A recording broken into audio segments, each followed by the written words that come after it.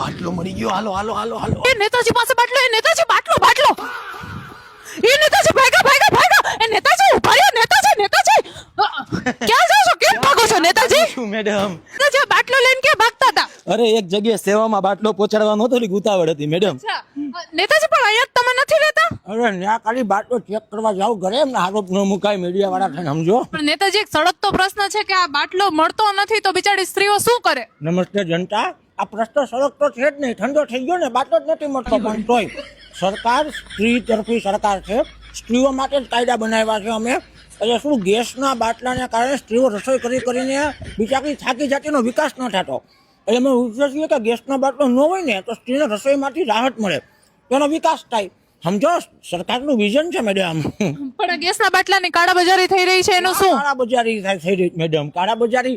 એક બાજુ એમ કે મળતો નથી, એક બાજુ એમ કે કાળાબજારી. આ તો બધા ખોટા આરોપ હોય મેડમ, આમ ન હોય ને, મોડું થાય. બોલે બોલે નેતાજી 4000 માં આપશો? 4000 માં જોઈએ. શું બોલે?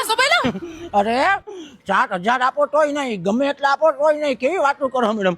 બોલે જનતા એને બધા મોજ મજા કરો. નેતાજીને થોડુંક મોડું થાય, બાટલો લઈ જવાનું, ઘરે લઈ જવાનું.